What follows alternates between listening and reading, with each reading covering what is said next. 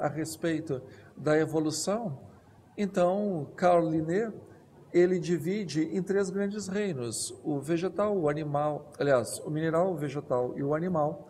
E a questão que Kardec coloca é porque, do ponto de vista físico, nós seríamos animais, mas animais dotados de razão.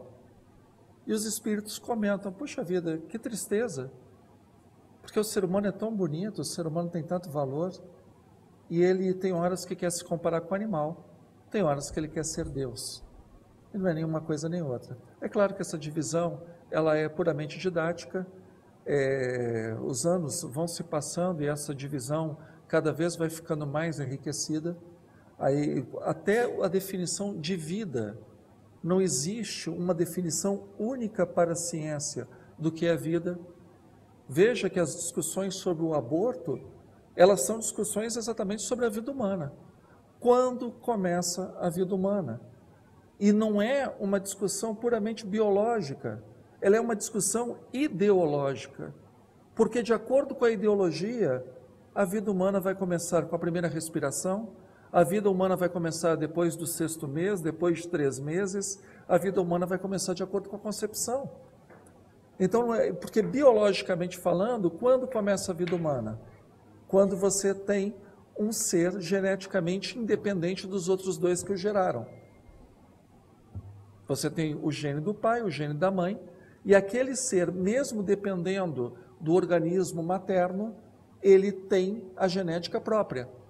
Tanto que a tendência do corpo da mãe é rejeitar o filho.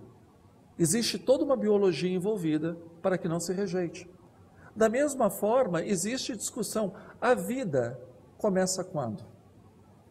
E é interessante se a gente pegar aqui o livro da Evolução das Espécies, de Charles Darwin.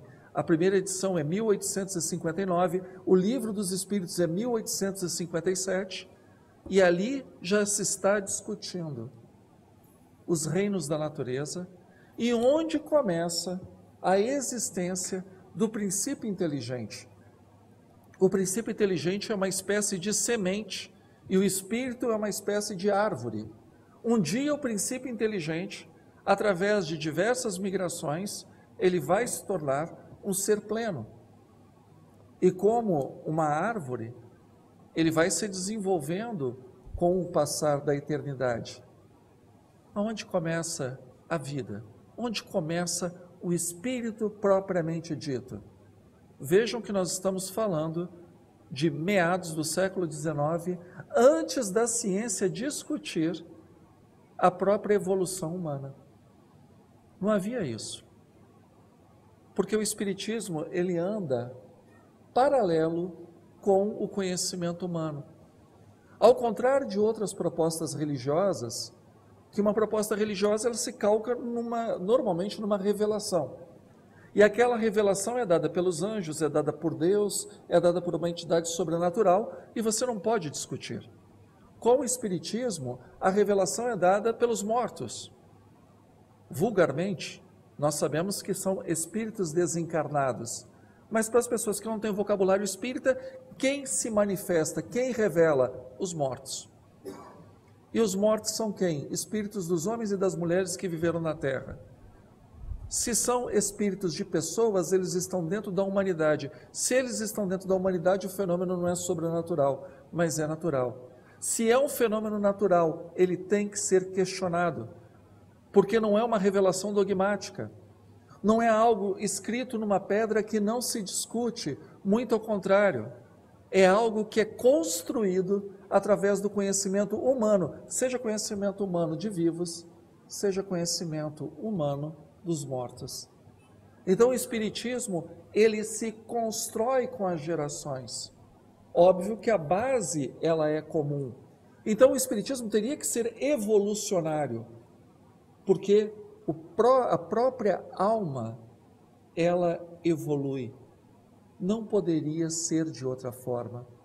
Quando a doutrina espírita, no seu começo, e botamos aí uma data de nascimento, 18 de abril de 1857, quando vem a lume o Livro dos Espíritos e, portanto, a sistematização do ensino dos espíritos, aquilo que nós conhecemos como doutrina espírita, ali se fala de reencarnação. E a ideia que está implícita na reencarnação é que o ser humano evolui com as suas experiências. Vejam que nós já estamos falando da evolução da alma antes mesmo da ciência começar a discutir a evolução material das espécies. Nessa parte que nós estamos conversando, dos 3 reinos, a partir da questão 585 deste livro, do Livro dos Espíritos, nós vemos na afirmação dos desencarnados que existe um elo em cada momento desta corrente. É uma cadeia de solidariedade, é uma corrente de solidariedade, onde tudo na natureza se liga. Tudo na natureza não tem um corte brusco. Nós não estamos falando de patamares, mas estamos falando de algo que vai calcando degrau por degrau. Portanto, a teoria evolutiva para os espíritas não tem nada de absurdo e não tem nada de ofensivo. Porque o que é criado à imagem e semelhança de Deus na linguagem bíblica não é o corpo. Porque tem corpos lindos com almas doentes. Existem corpos feios com almas lindas. Então, como poderia ser o corpo imagem e semelhança de Deus? Então, o corpo defeituoso seria a negação da divindade? Não há sentido nisso. Se a imagem e semelhança de Deus está na alma, tanto faz o corpo ou os corpos que essa alma habite. 18 de abril de 1857, e para muita gente, 160 anos, isso ainda soa como uma teoria altamente provocativa. 160 anos, e as pessoas ainda se sentem provocadas pela reencarnação. 160 anos, e as pessoas ainda se sentem provocadas, porque o corpo físico pode ter vindo de ancestrais que nós consideramos de uma categoria chamada primatas. E para nós não há problema nisso, porque o problema não está no corpo. O problema está na alma. Um corpo sem alma nada mais é do que um cadáver. Só isso. Numa visão judaico-cristã, o corpo e a alma fazem parte de um único ser. Então, o ser, ele não é um corpo e ele não é uma alma destacada desse corpo. Daí que vem a visão do juízo final. Por que no juízo final a pessoa tem que ressuscitar com o próprio corpo? Porque o corpo integra a personalidade. Essa é a visão teológica cristã. O corpo integra a personalidade. Portanto, um corpo defeituoso, de certa forma, significa uma injustiça da natureza. E como a natureza não pensa, quem pensa é Deus, seria uma injustiça divina. Nós mudamos o discurso para uma outra frente. O corpo nada mais é do que a roupa necessária para o desenvolvimento das habilidades daquele espírito. Então não existe injustiça. O que existe são necessidades que desenvolvem habilidades numa alma que é imortal. Quantas encarnações e quantas desencarnações isso envolve? Quantas vidas para uma alma ser lapidada? Quantos corpos de cores diferentes, de gêneros diferentes, de condições sociais diferentes, até que nós tenhamos um ser humano pleno. E convenhamos, as casas religiosas estão cheias, porque o ser humano não é pleno, o ser humano é capenga. As pessoas buscam em Deus, na religião, algo que elas deveriam procurar na sua própria natureza, porque Deus não está apartado delas, mas as pessoas buscam fora. Então nós temos lugares sagrados, nós temos dias sagrados, nós temos livros sagrados, nós temos pessoas sagradas, porque nós nos sentimos longe de Deus. E o sagrado é a separação de algo na terra para Deus. Sagrado é separado, porque o resto está poluído. Nós somos de uma autoestima espiritual tão capenga que nós nos sentimos excluídos da presença divina, porque nós não nos vemos como seres que estão exercitando as suas habilidades, mas sim como almas pecadoras. E isso é tão forte que nós nos sentimos afastados de Deus. E aí nós precisamos estar no lugar sagrado para nos sentirmos próximos. E eu posso falar de experiência pessoal. Não tem lugar sagrado onde a alma não está. E olha que eu estive em alguns lugares interessantes, ditos sagrados. Não é jactância, é reflexão. Eu estive no túmulo de Allan Kardec. É um túmulo.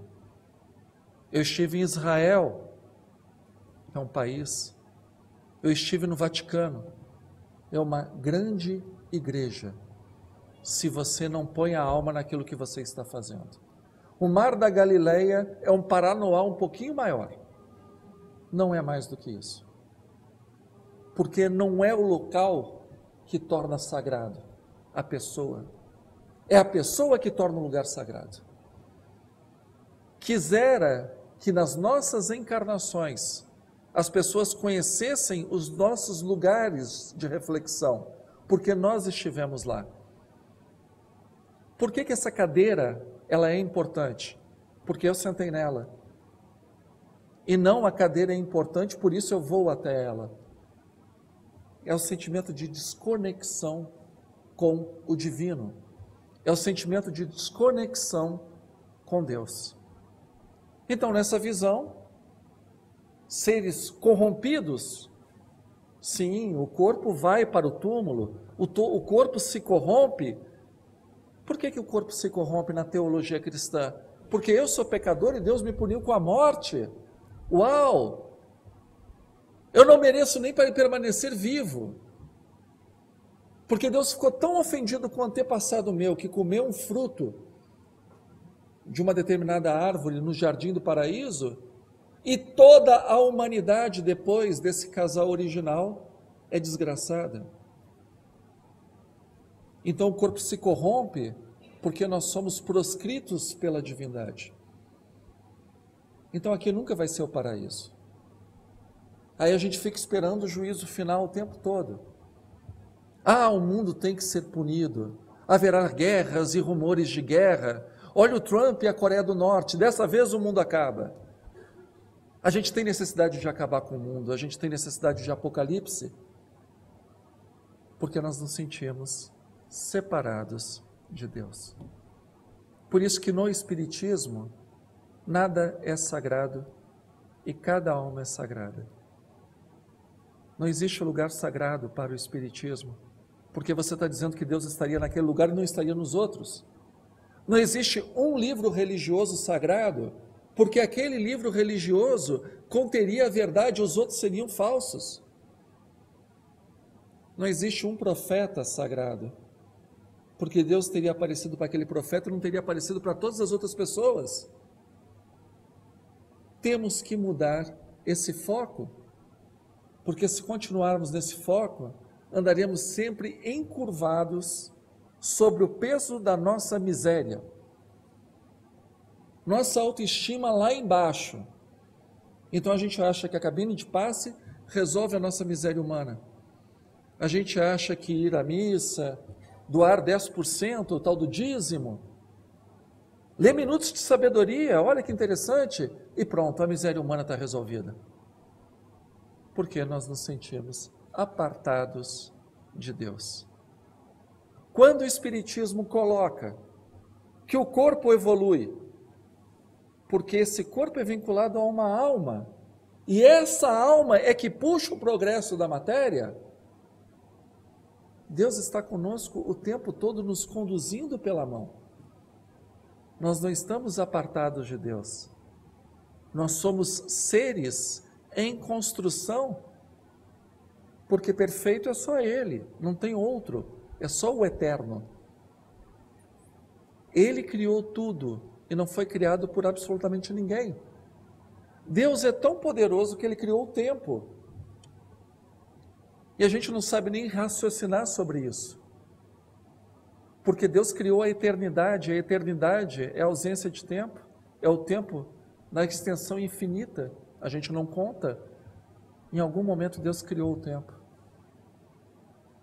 Deus, Ele cabe na mente dele do quark à supernova. E nós nos sentimos afastados de Deus, por isso nós nos sentimos corrompidos, por isso que a religião se ofende.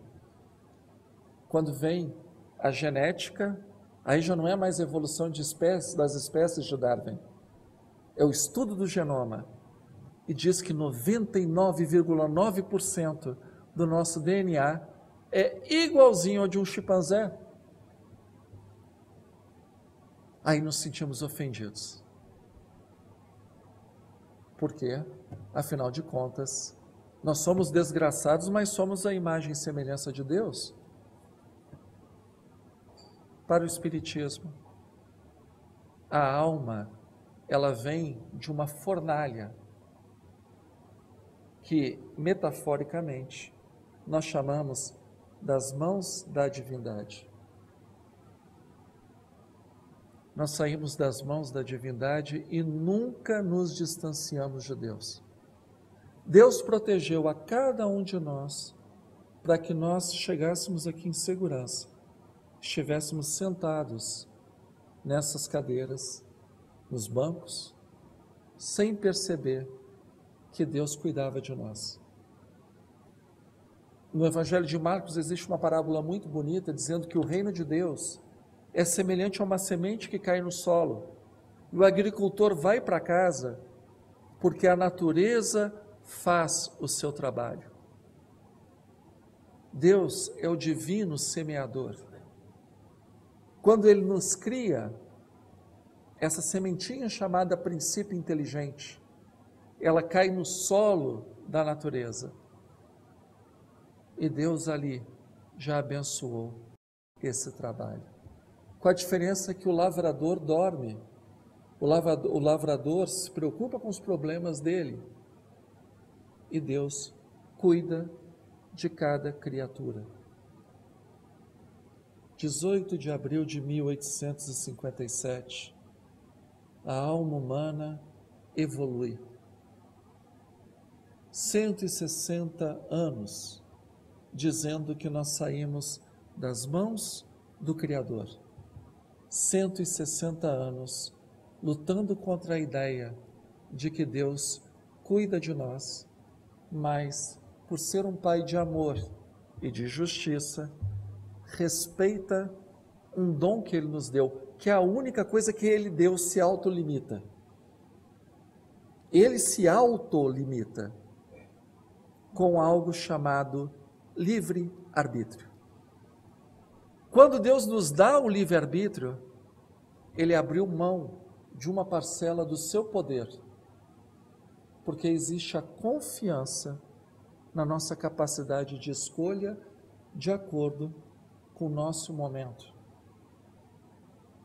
Conforme a gente vai ficando mais velho, a gente vai vendo que muitas escolhas que a gente tomou poderiam ter sido melhores. Não é porque a gente seja distraído, não saiba escolher, porque somos pessoas limitadas, porque somos seres em processo de amadurecimento. Eu frequento essa casa há mais de 30 anos. Eu vejo as pessoas orando para os espíritos como oram para os santos nos nichos nas igrejas. Como se o santo fosse exatamente a figura de um ser privilegiado. Deus pegou o dedo, enfiou na moleira daquela pessoa e disse: você vai ser santo, separado, sagrado. Todos os outros são pecadores, mas eu te escolhi para a santidade. E veja que na teologia tem isso. Você não tem mérito para escolher ser santo. Quem escolhe é Deus. A própria graça, na visão de Calvino, graça é Deus te salvar da danação eterna. A própria graça não é mérito humano.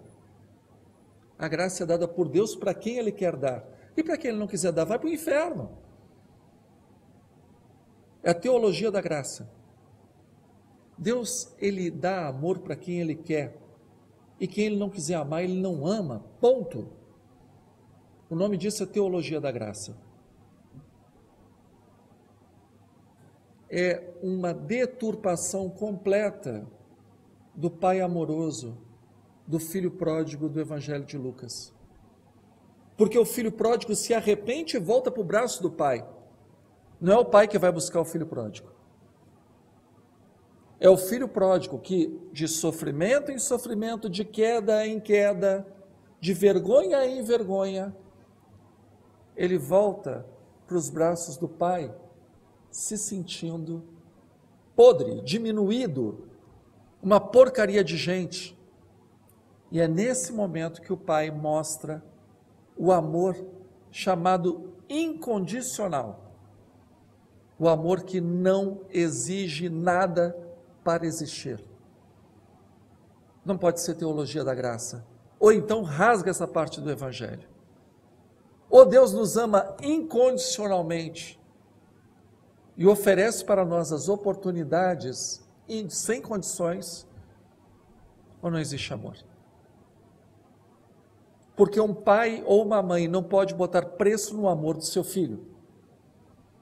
Não pode colocar condições. O amor de Deus é um amor que supera esse amor humano. Eu vejo pais e mães botando condições. Eu vejo pais e mães não aceitando filhos. Acontece. O filho é homossexual, não é mais meu filho. O filho é espírita, não é mais meu filho. Já vi isso acontecer. Casou com uma pessoa que eu não queria. Optou por uma profissão que não é do meu gosto. Não é meu filho. Pisou na bola. Deus não é esse tipo de pai, não é esse tipo de mãe. Deus ama incondicionalmente. Se Ele ama incondicionalmente, as oportunidades têm que ser infinitas. Ou tem limite? Olha, eu vou te dar 100 chances. 100 mil chances. 100 milhões de chances. Quantas oportunidades a nossa alma precisa para não ir para o inferno? Inferno, entenda-se, uma metáfora, lugar inferior. Quantas oportunidades nós precisaríamos de Deus? 100 milhões, 100 bilhões? Porque todo dia a gente sai de casa e faz uma besteira. Todo dia a gente erra o alvo. Pecado, armata, errar o alvo. Todo dia a gente erra. Se as oportunidades não forem infinitas, o amor de Deus não é incondicional. O que não quer dizer, e veja, aí é que está a sabedoria divina, que nós não tenhamos que arcar com as responsabilidades da nossa escolha. Por que o ser humano sofre? Para ele desenvolver uma coisa chamada processo de empatia. Se o ser humano não sofre o que ele faz os outros sofrerem, ele não para de causar sofrimento. Infelizmente é assim que funciona para a maioria das pessoas. Quando nós lemos no Evangelho que a mulher pecadora foi perdoada porque muito amou, e depois nós vemos nas epístolas o amor cobre uma multidão de pecado, porque você tem que ter uma decisão muito forte na tua vida. Eu vou na contramão do movimento espírita nesse sentido.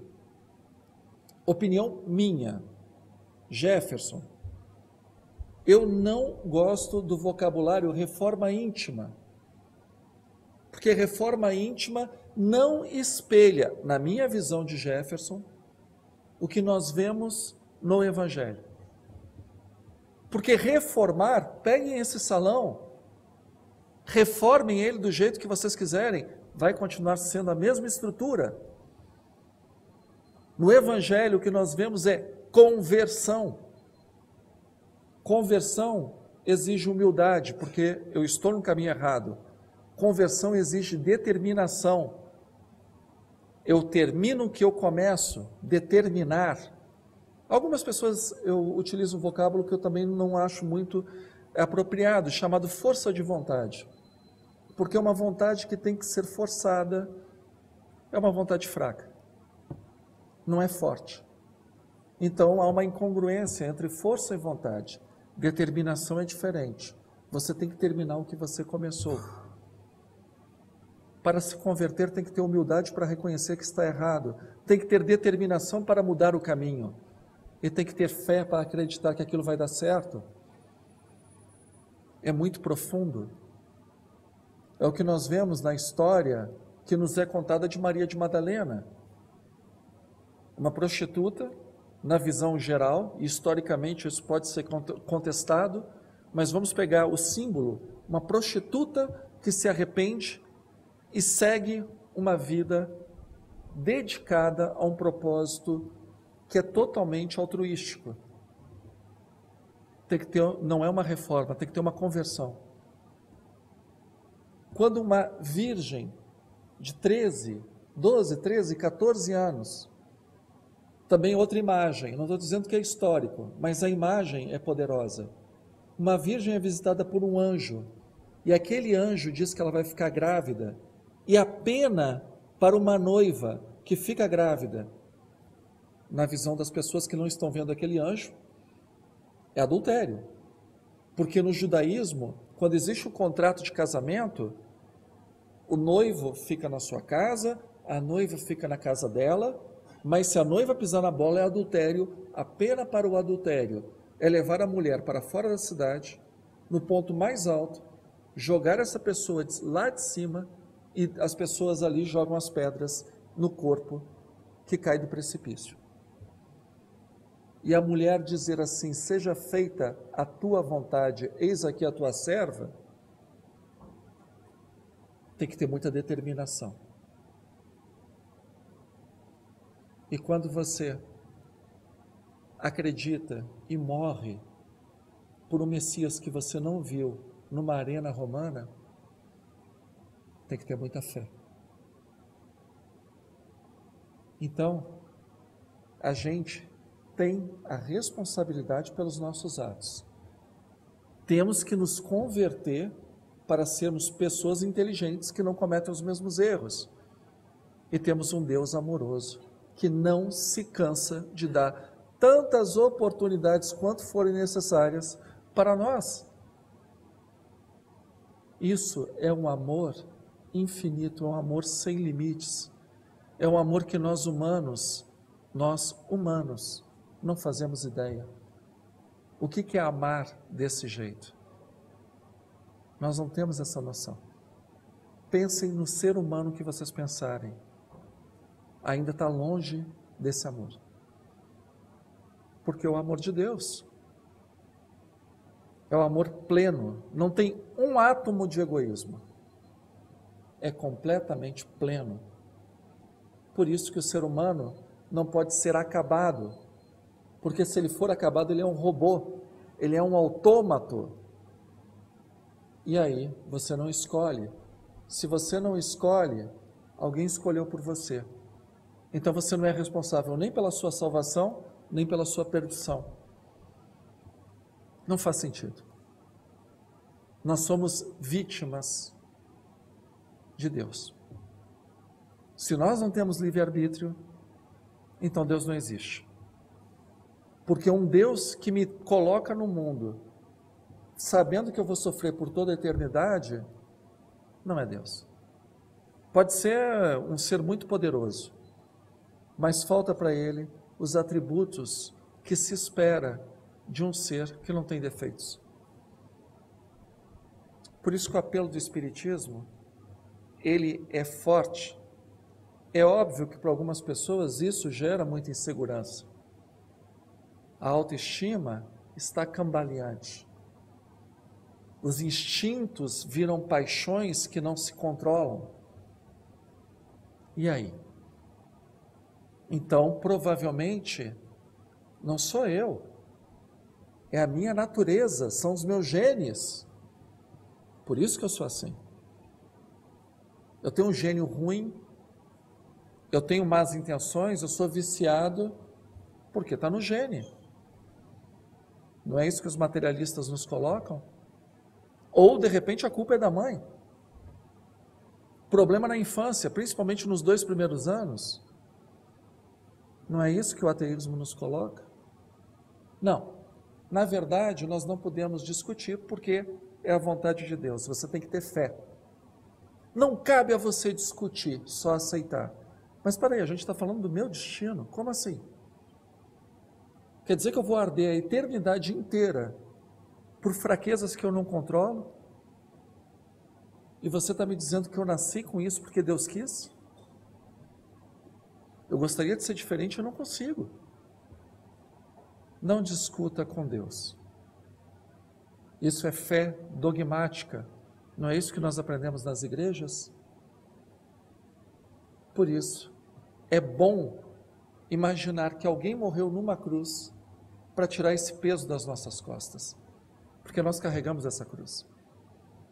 É muito bom saber que um inocente sofreu pelos meus pecados, porque tira de mim o peso dos pecados, porque eu tenho autoestima baixa.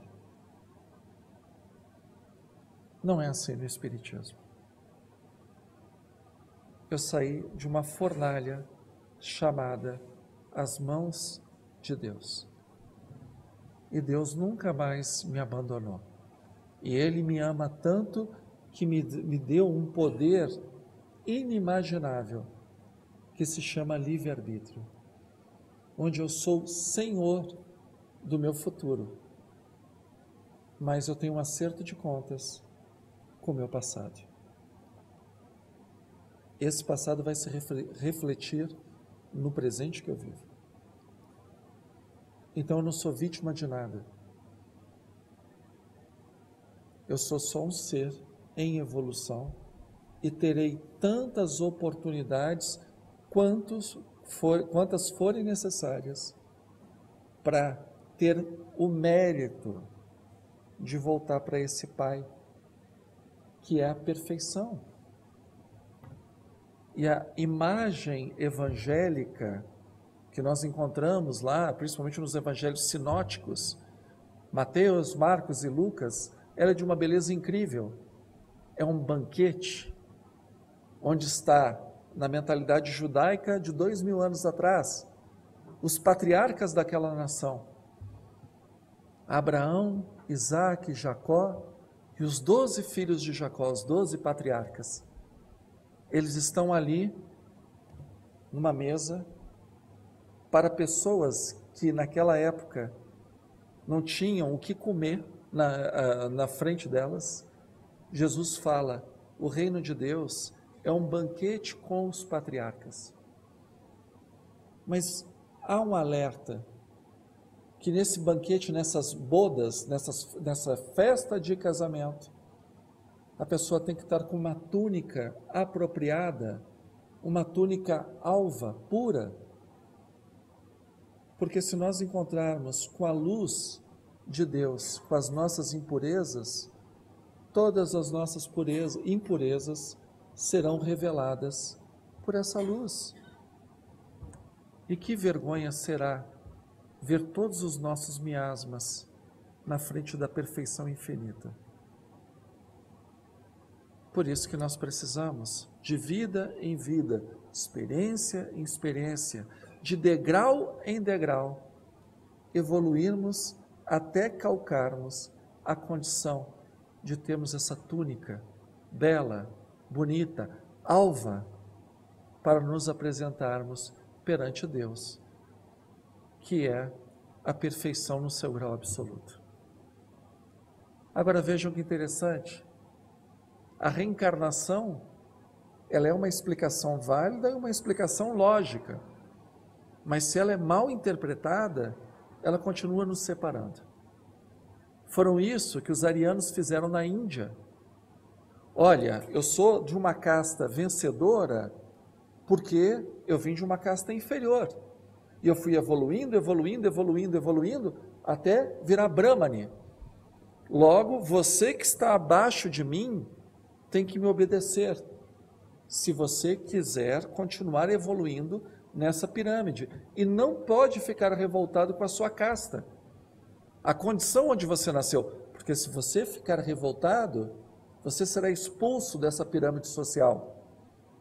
E todas as gerações dos teus filhos ficarão também no limbo, na marginalidade, serão párias.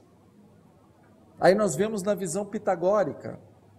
Veja, se você é uma pessoa que come demais, é um glutão, você volta como porco. Se você é um irresponsável, acha que o mundo é festa, volta como macaco. Se você é uma pessoa que é dotada dos piores instintos de agressividade, volta como uma fera. É a teoria chamada mentempsicose. Vem da junção de duas palavras gregas, mente, além, psique, alma. Então é uma realidade além da alma, mas ela é vista como uma punição, porque se você falha, você volta como um animal. Que bicho-papão trouxeram para a teoria da reencarnação? E aí nós temos os desvios daquelas pessoas que não veem a sabedoria de Deus. E eu sou testemunha disso. Uma vez eu fui distribuir com um grupo alimentos na periferia de Brasília. E como sempre se faz, você leva o Evangelho segundo o Espiritismo, faz uma leitura para a harmonização daquela família, que são famílias com, às vezes, histórias terríveis, e depois você entrega o alimento. E nem sempre essas pessoas são espíritas, na maioria das vezes não são, mas elas ouvem o Evangelho porque estão interessadas na cesta básica. E assim, a gente vai pegando e harmonizando os lares, através da cesta básica. Aí eu lembro de uma colega que foi fazer o Evangelho e o tema era reencarnação. Aí ela dizia assim: vejam, vocês aqui estão na periferia passando fome, porque provavelmente no passado vocês foram ricos e cometeram muita coisa errada. Eu não, já estou distribuindo alimento porque eu estou mais evoluída. Se nós não tomarmos cuidado, nós repetimos os erros vindo das outras religiões, na qual nós trazemos o nosso atavismo. Porque reencarnação não é isso. Isso é hinduísmo, karma. Karma é uma espécie de partilha dobrada, crédito e débito. Para nós não é assim. Para nós é aprendizado. Se você não tem nada para aprender, você não tem por que passar por aquilo. Então, o conceito de ação e reação não é igual de karma. Porque uma ação pode gerar muitas reações. Quanto maior o teu amor, maior a tua proximidade da misericórdia divina. Porque Deus tem que ser misericordioso. Ou por acaso o nosso planeta caiu do caminhão de mudanças de Deus e se perdeu? Deus tem que ter misericórdia, mas a gente tem que merecer. Senão, nós só podemos aprender através desse processo de empatia. Então, essa visão de reencarnar como animal. Ah, fulano veio deficiente, ele é vesgo. Ah, porque ele olhou muito para a mulher dos outros na outra encarnação. Não faz sentido. São atavismos que nós trazemos para uma proposta de misericórdia que não tem absolutamente nada a ver com isso. Absolutamente nada a ver com isso. A gente tem que se libertar dessas amarras. Engraçado que eu estava estudando para dar essa palestra e falando da evolução nos reinos da natureza, e eu disse na semana passada que no meio espírita não há uma definição de onde começa a encarnação, fazendo uma analogia, né? Porque encarnar é entrar na carne. E algumas pessoas vão dizer que o princípio inteligente começa na vida do protozoário, um pouquinho antes, no vegetal. Alguns espíritos vão dizer, não, já no mineral você tem que acoplar o princípio inteligente. Então não dá para falar em encarnação, né? Dá para falar em mineralização, em vegetação, mas encarnação ainda não é o processo. Encarnação é própria do ser humano. E não tem algo fechado nesse sentido. Porque é um assunto de pesquisa para os espíritos e para os encarnados. E nós não estamos, né, disponíveis para simplesmente ficar recebendo a palavra da salvação, glória ao nosso Senhor. Não é assim que o Espiritismo funciona. O Espiritismo, o livro dos Espíritos é perguntas e respostas. Então é para se fazer perguntas. E aí o autor de um artigo numa revista espírita, dessas online, coloca assim, determinado espírito por determinado médium falou tal situação. O outro espírito, o outro mentor, por outro médium, falou tal situação. Então não cabe a nós discutir. Mas peraí, que história é essa que não cabe a nós discutir? O Espiritismo não é fé raciocinada? Se eu não posso discutir, deixa o raciocínio e vira fé dogmática. Claro que eu posso discutir. É óbvio. A beleza da coisa é que eu tenho que estudar. Espíritas, amai-vos, eis o vosso primeiro mandamento. E o segundo, instruí-vos. Espírito de verdade, está no Evangelho segundo o Espiritismo. Amar é uma asa desse momento da nossa evolução, mas a instrução é a outra asa. Se uma das duas estiver hipertrofiada, o voo é desequilibrado. Tem que haver as duas. Para amar, você não precisa ser espírita. Não precisa ser nada. Basta ser um bom ser humano. Agora, para ser espírita, você precisa estudar. Porque a revelação ela não é escrita numa pedra. Não estamos falando da imagem do decálogo mosaico, que Deus vem com o dedo, escreve na pedra, entrega os 10 mandamentos no Monte Sinai. Essa imagem bíblica, que é uma imagem de fé, não é histórica, ninguém estava lá para saber. Você acredita ou não acredita, é uma imagem de fé. Ninguém estava lá tirando foto ou filmando isso. Contaram, cabe a você acreditar ou não. Mas na imagem, Deus escreve com o dedo numa pedra. Ora, o que ele escreve na pedra, você não pode apagar. E você não pode falsear. Você não pode discutir. Porque foi Deus que escreveu na pedra. Nós espíritas não. Porque exatamente nós somos pessoas, a nossa consciência é de pessoas em evolução. As coisas não são escritas na pedra. As coisas são escritas na nossa alma. E as palavras vão ficando mais claras conforme a nossa alma fica mais límpida.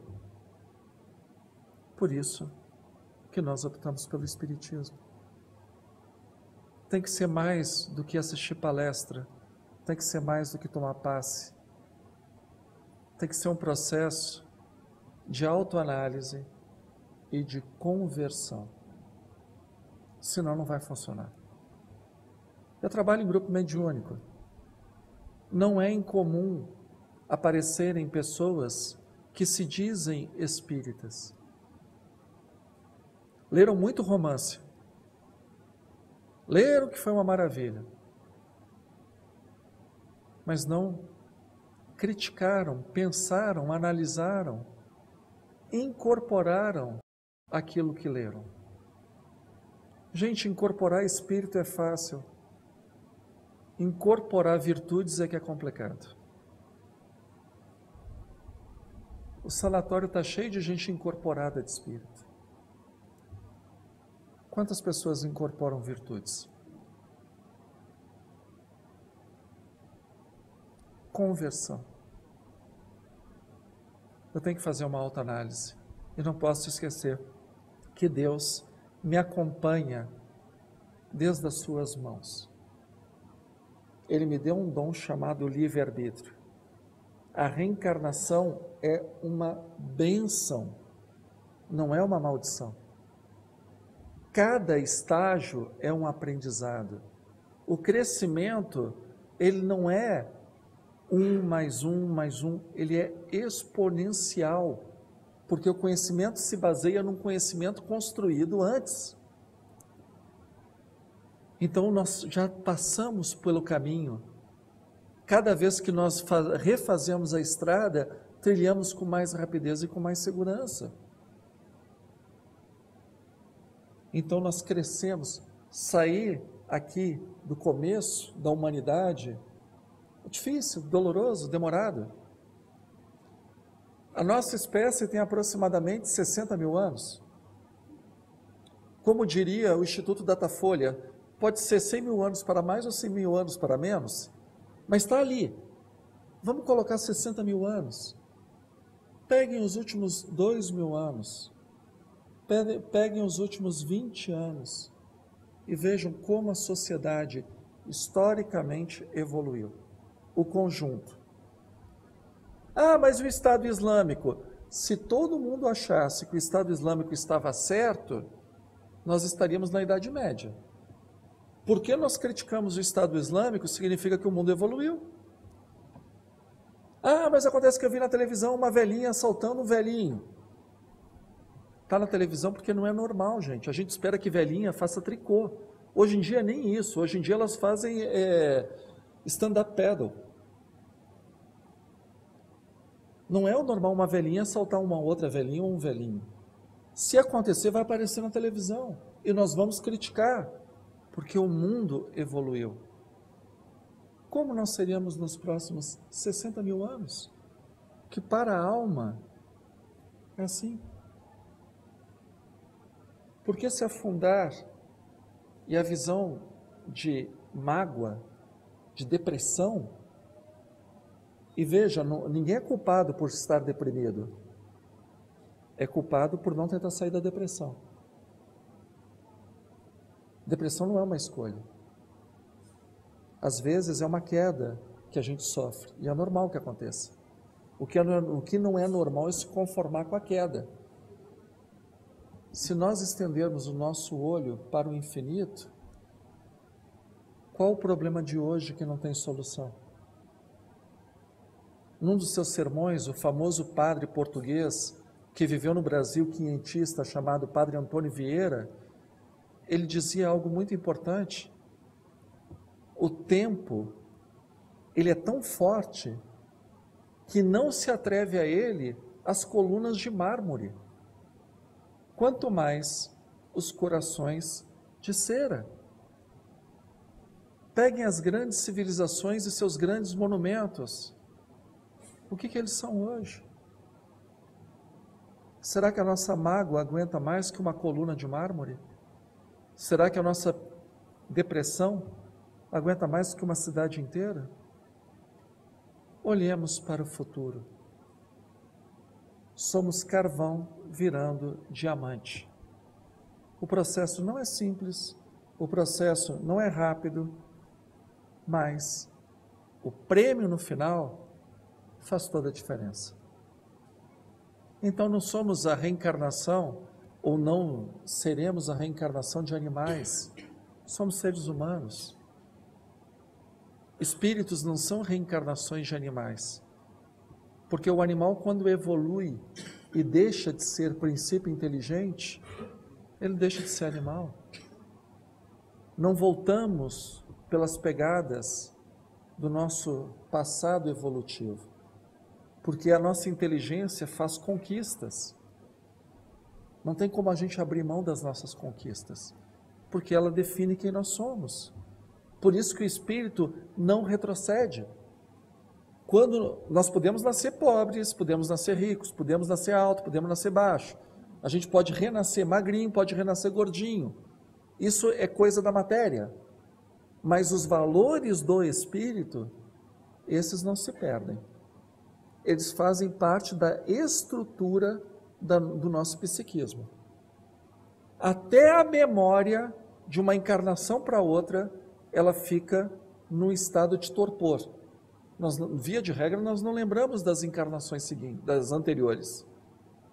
Mas a nossa personalidade nos acompanha. Por isso que nós já nascemos com o nosso gênio. Está ali, está nos acompanhando. Então, o que nós construirmos hoje, nós levaremos para o infinito. Lembro muito do general Maximus, no filme Gladiador, do Ridley Scott. Cavalheiros, o que nós fazemos na vida ecoa por toda a eternidade. Não tem nada mais honesto do que isso. Por isso que o convite do Espiritismo é para a evolução, porque ecoa para a eternidade que nós fazemos. Qual o eco que nós gostaríamos de ouvir? Não me respondam. Pensem. Uma ótima noite para vocês.